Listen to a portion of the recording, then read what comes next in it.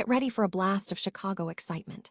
We start with Joe Maddon dropping some serious thoughts for the Cubs faithful. After a decade of anticipation, Joe Maddon sat down to reflect on his time in the Cubs organization and shared his most vivid memory of that legendary 2016 World Series run. We dive deep into what Maddon said about the culture at Wrigley Field and the electric atmosphere that made that team feel like the big league of the big leagues. You won't want to miss this. Look back at an unforgettable era.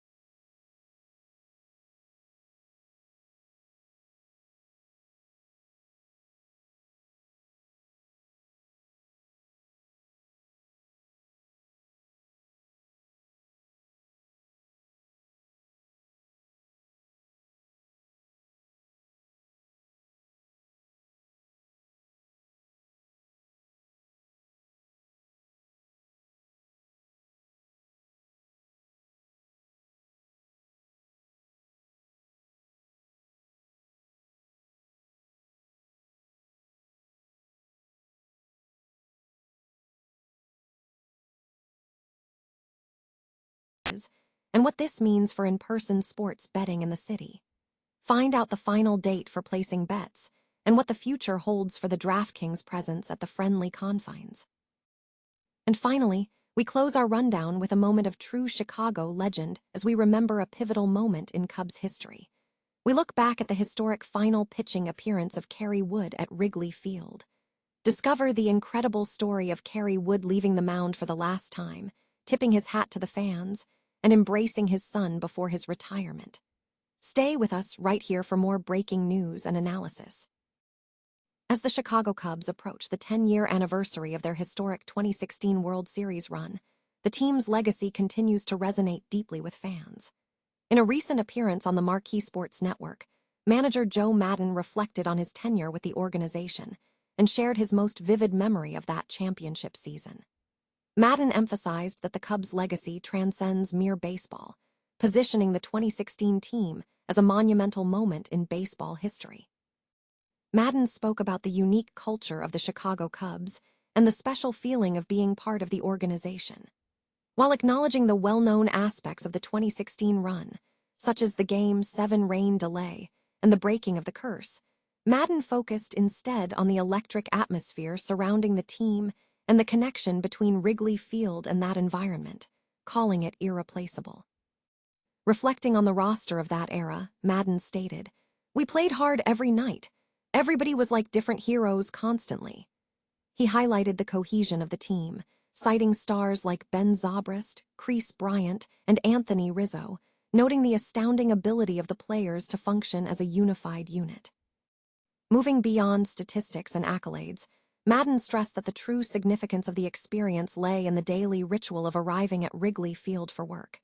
He described this routine as something deep, meaningful, and everlasting. Maddon concluded that while the drought may have ended nearly a decade ago, it was the intangible elements, the people, the energy, and the feeling that the Cubs represented the big league of the big leagues, that made the 2016 team truly unforgettable. Chicago sports enthusiasts weigh in on which ballpark stands out among the city's iconic venues. DePaul students Mikkel Lurga and Aaron Doherty highlighted Wrigley Field, the second oldest baseball stadium in America, emphasizing its strong recognition and role as a significant social hub for Chicagoans. Chicago boasts a rich history tied to its sports venues, with fans connecting deeply to the legacy and tradition of these locations. Sports writer and DePaul professor Fred Mitchell noted that personal connections, including memories shared with friends and family, are what create the most lasting stadium experiences. Another historic landmark is Comiskey Park, the oldest Major League Baseball stadium in the nation, which was demolished in 1991 to make way for Comiskey Park.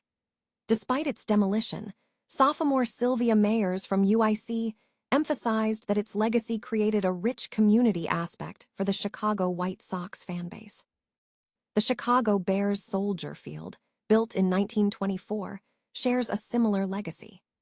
After a 2003 renovation blended its historic facade with modern seating, public relations major Madison M. Lady stated that the stadium's long history makes it iconic and maintains a powerful atmosphere, even amidst rumors of team relocation. The city's championship memories remain potent. The 2016 Cubs' victory at Wrigley Field, which ended a century-long drought, is cited as a seminal moment. Mitchell recalled fans remembering attending games with loved ones, wishing to share in those unforgettable victories. Lurga affirmed Wrigley's status as the most iconic stadium due to the Cubs' World Series success. While the White Sox and Bears have faced championship droughts, the collective history and atmosphere of Chicago's ballparks continue to define the city's sports culture. DraftKings is closing its 2-year-old retail sportsbook located at Wrigley Field in Chicago, citing increased Illinois wagering taxes as the primary factor. The company announced that the last day for in-person betting at the venue will be May 31, though customers with open bets can redeem them through June 30 or by mail. While the physical sportsbook is shutting down, the venue will remain open as a DraftKings sports bar, complete with video screens and food service, with plans to integrate it more closely with the ballpark later this season. This decision follows a review of the company's retail presence in Illinois, as the high-cost structure, including recent tax increases, such as a 10.25% tax implemented in January, made continued investment in a standalone retail sportsbook less justifiable. DraftKings will also be laying off a small number of employees dedicated to the retail sportsbook operation. The venue, which launched in March 2024, was the only retail sportsbook in Illinois connected to a sports venue. The move comes as the Illinois sports betting industry continues to expand, with 15 sportsbooks currently operating in the state. Online wagering dominates the market, accounting for 98% of revenue, with FanDuel and DraftKings being the state's two highest-grossing sportsbooks last year. In 2025, the in-person betting at Wrigley Field generated $899,000 in adjusted gross receipts, a small fraction of the total revenue for DraftKings. The Cubs organization remains committed to the Wrigley-adjacent location, ensuring the DraftKings bar and restaurant continues to serve visitors year-round. Chicago history offers a snapshot of significant moments spanning political conventions, weather records, and iconic sports rivalries. A notable political event from the past occurred on May 19, 1860, when Abraham Lincoln was nominated for president at the Republican convention held at the Wigwam Building in Chicago. Weather archives reveal a range of conditions, including a high temperature of 93 degrees in 1962 and a low of 34 degrees in 2002. In the realm of sports, Chicago has been a backdrop for major league action. In 1971, the Chicago Blackhawks faced the Montreal Canadiens in the Stanley Cup Final, with the Canadiens ultimately winning the series after a late comeback victory. A different era of intense competition is highlighted by the 1994 New York Knicks vs. Chicago Bulls game, famously known as the Hugh Hollins game, which secured home court advantage for the Knicks. More recently, a significant moment in baseball history unfolded in 2012, when Cubs pitcher Kerry Wood left the pitching mound at Wrigley Field for the final time. Wood acknowledged the fans' cheers before retiring, an event marked by chants of Kerry, and an embrace of his son, Justin.